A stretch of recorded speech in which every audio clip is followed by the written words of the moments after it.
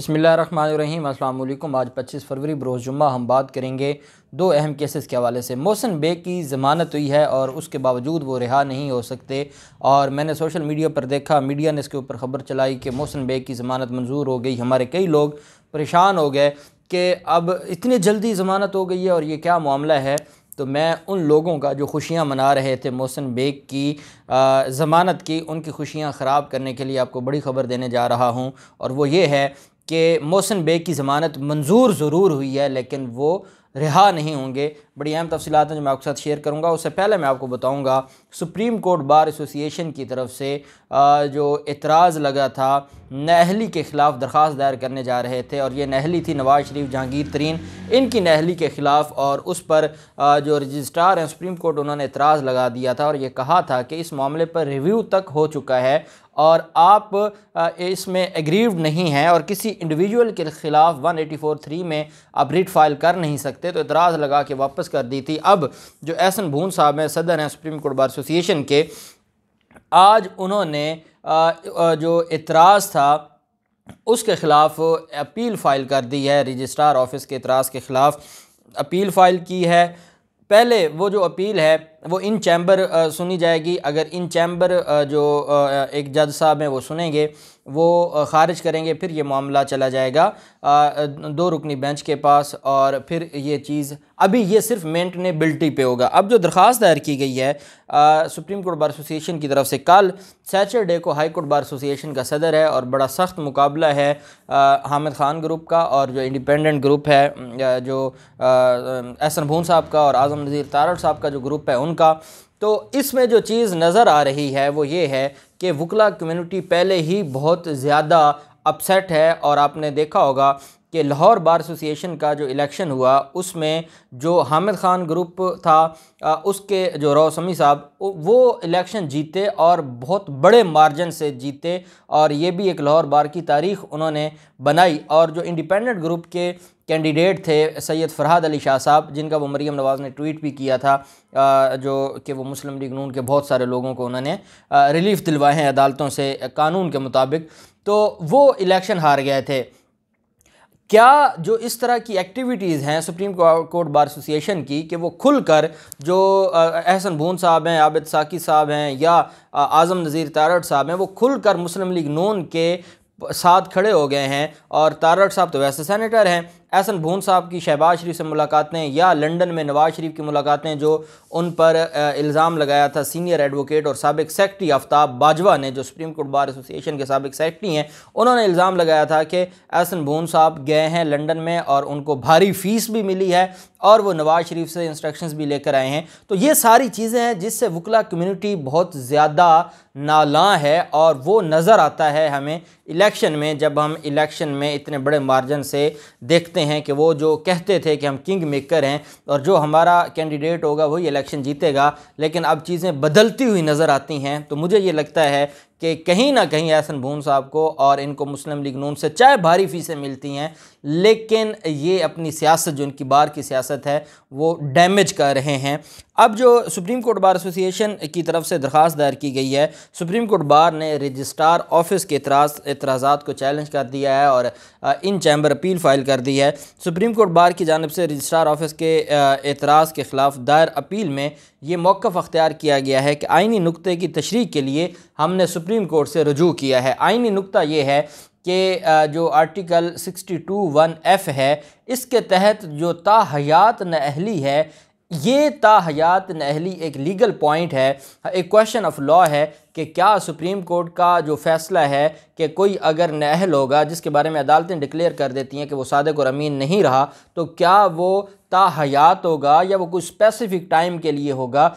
ये सवाल और ये नुक्ता लेकर कहते हैं कि हम सुप्रीम कोर्ट आए हैं और हम सुप्रीम कोर्ट से ये समझते हैं कि सुप्रीम कोर्ट इसकी तशरीह करे। हम कोई नवाज शरीफ के लिए या जहांगीर तरीन के लिए नहीं फ़ाइल कर रहे, हम तो ये लीगल पॉइंट है, ये एक ऐसा कानूनी नुक्ता है कि जिसकी वजह से पाकिस्तान के सारे मसाइल हैं। पाकिस्तान में पेट्रोल महंगा है, वो भी ये 62(1)(f) की तशरीह होना ज़रूरी है। पाकिस्तान में जो लॉ एंड ऑर्डर की सिचुएशन नहीं है। सुप्रीम कोर्ट के चीफ जस्टिस उमर अता बंदयाल साहब कह रहे हैं कि स्पीकर सिंध असम्बली को घर में इन्होंने, सिंध हुकूमत ने उनके घर को सब जेल करार दिया है। इसका मतलब यह है कि वो बड़ा बासर आदमी है। और साथ उमर अता बंदयाल साहब जो इस वक्त चीफ जस्टिस हैं, वो फरमाते हैं कि हमारा निज़ाम बाअसर लोगों के हाथों में ग़ुलाम बन चुका है।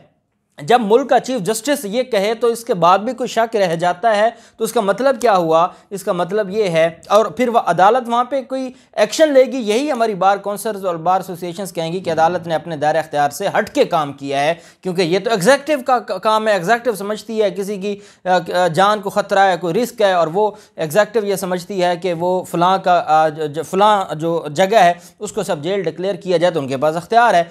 तो कहने का मकसद ये है कि सुप्रीम कोर्ट बार एसोसिएशन के पास मुल्क के सारे मसाइल ख़त्म हो गए थे कि वो 62(1)(f को लेकर कहते हैं कि ये एक आइनी नुक्ता था, हम तो इसकी तशरीह के लिए सुप्रीम कोर्ट से हमने रुजू किया है। दायर अपील में ये भी कहा गया कि दरख्वास्त पर लगाए गए एतराज़ात बिला जवाज़ हैं।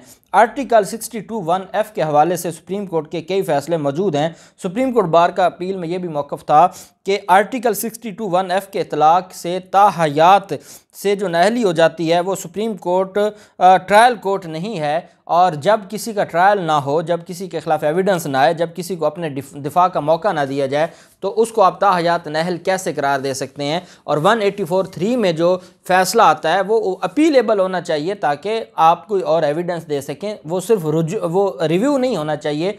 184 जो केस डायरेक्ट सुप्रीम कोर्ट में आए, तो सुप्रीम कोर्ट के फैसले के ख़िलाफ़ सुप्रीम कोर्ट में ही अपील होनी चाहिए, जैसे intra court appeal high court में होती है, ताकि अपील में ज़्यादा स्कोप होता है, रिव्यू में तो स्कोप ही नहीं होता। वो तो काजी फाजिसा साहब जैसा कोई हो कि जिनको रिव्यू में पहला फैसला उठा के फेंक दिया जाए, वो तो कोई ऐसा हो ताकतवर, उसी को रिव्यू में इतना बड़ा रिलीफ मिलता है। आम रूटीन में तो रिलीफ ऐसे नहीं मिलते।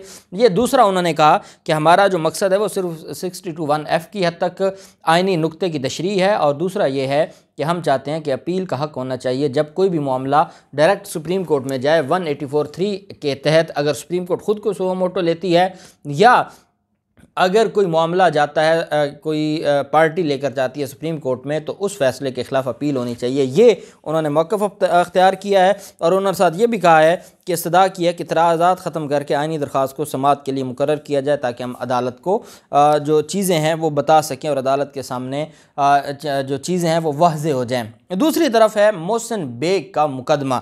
मोहसिन बेग की आज ज़मानत मंजूर हुई है, और क्योंकि मीडिया ने तो सिर्फ इतना चला देना होता है कि मोहसिन बेग की ज़मानत मंजूर हुई है, और फिर हमारे जो लोग हैं, और फिर वो सोशल मीडिया पर जो काम करने वाले लोग, जो मरीम नवाज़ का सोशल मीडिया है, या मुख्तलिफ जो हैं इस ख़ास जो ग्रुप है हामिद मीर एंड कंपनी, जो उनके साथ काम करते हैं, वो क्या करते हैं, वो एक ख़बर उठाई और वो ख़बर के ऊपर उन्होंने खुशियाँ मनाना शुरू कर दी, लड्डू खाने शुरू कर दिए।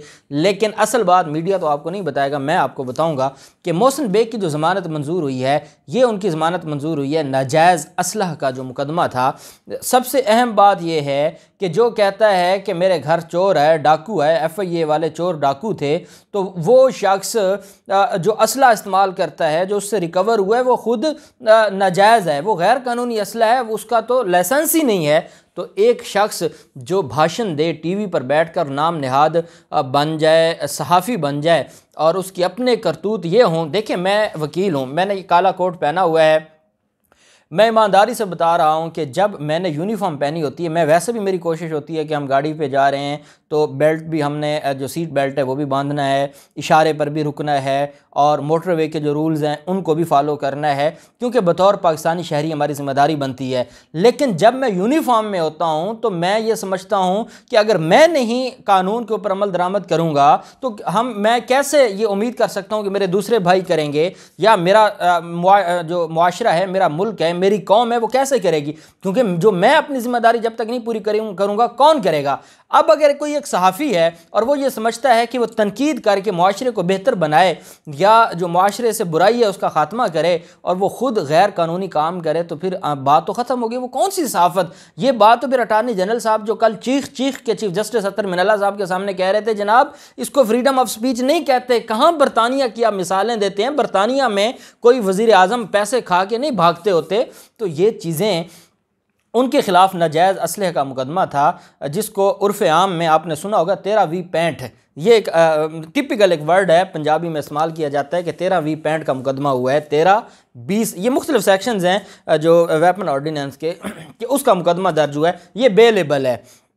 जब भी कहीं पे कोई कत्ल का मुकदमा होता है तो 2 मुकदमे चलाए जाते हैं। कत्ल हुआ है और साथ जो असला रिकवर हुआ है और वो नाजायज़ है तो वो अलग, वो क्योंकि छोटा ऑफेंस है वो मजिस्ट्रेट की अदालत में चलेगा और जो 302 है वो सेशन अदालत में चलेगा। तो दोनों पैरेलल चल रहे होते हैं, वो भी और वो भी। अब मोहसिन बे के ख़िलाफ़ जो मुकदमे हैं, दहशतगर्दी का एक मुकदमा, FIA का दूसरा मुकदमा, FIA कराची का तीसरा मुकदमा और जो इनके ख़िलाफ़ ये असलहा का था ये चौथा मुकदमा। 4 मुकदमे वो और एक 1987 का जो मुकदमा जो पुराना एक 33 साल पुराना मुकदमा उनका खुला है वो एक अलग मामला है। तो इस वक्त तक उसके ख़िलाफ़ 5 मुकदमात हैं, उनमें से सिर्फ एक मुकदमे में ज़मानत हुई है और एक मुकदमे में ज़मानत से मुराद ये नहीं होता कि वो रिहा हो जाएगा, ये बेलेबल था। अब इसमें मैं आपको ये जो आज की समात में अदालत ने जो कुछ कहा वो मैं आपको बता देता हूँ, अगर आपको मेरी बातों पर यकीन नहीं आता। अदालत ने डिस्ट्रिक्ट जो अदालत है जुडिशल मजिस्ट्रेट की, वकार हुसैन गोंदल साहब, उन्होंने आज ये समात की है और उन्होंने कहा है जो वकील सफ़ाई थे मोहसिन बेग के कि मोहसिन बेग के ख़िलाफ़ थाना मारगला ने नाजायज़ असला रखने का मुकदमा दर्ज किया है। मुकदमे में लगी दफ़ा काबिल ज़मानत जुर्म है। अदालत से वकील ने सदा की कि मोहसिन बेग की ज़मानत मंजूर की जाए। इस पर अदालत ने कि क्योंकि वो बेलेबल था सिर्फ उसकी हद तक, जब कोई गिरफ्तार होता है तो उसके खिलाफ जितने मुकदमे हैं अलग अलग ज़मानत होती है, पहले एक में होती है फिर वो दूसरे के लिए अप्लाई करता है, फिर तीसरे के लिए अलग अलग मुकदमा है, अलग अलग। वो एक ज़मानत दहशतगर्दी अदालत में जाएगी, दूसरी FIA की अदालत में जाएगी, तीसरी मजिस्ट्रेट के पास जाएगी, तो और जो वो अक़दाम कत्ल का मुकदमा है या वो चीज़ें वो सेशन अदालत में जाएंगी। तो भाई कानून है, कानून का एक तरीक़ाकार होता है। सिर्फ इस मुकदमे में अदालत ने 30,000 के मुचलके के एवज़ उसकी ज़मानत मंजूर की है, जबकि जो वकील हैं प्रोसिक्यूटर उन्होंने कहा कि जनाब ये दहशतगर्दी के मुकदमे का मुलज़म है, दहशतगर्दी करते इससे असला रिकवर हुआ, इस वजह से चाहे बेलेबल है इसका जो असला है वो मामला इसको ज़मानत नहीं मिलनी चाहिए। अदालत ने कहा है वो इसके ख़िलाफ़ दहशतगर्दी का मुकदमा है, मुलज़म फ़िज़िकल रिमांड के बाद जुडिशल रिमांड पर है, वो अदालत देखेगी, अगर दहशतगर्दी की होगी तो वो उसको सज़ा मिल जाएगी। तो अदालत ने सिर्फ इस केस में ज़मानत मंजूर की है, लेकिन उसके बावजूद वो रिहा नहीं होंगे जब तक सारे मुकदमों में उनकी ज़मानत नहीं होगी और वो लंबे अरसे के लिए जेल में हैं। देखते हैं क्या होता है, जो भी तफसीलात होंगी आपके साथ शेयर करते रहेंगे। अल्लाह पाक पाकिस्तान का हामी नासिर हो। बहुत शुक्रिया। अल्लाह हाफिज़। पाकिस्तान जिंदाबाद।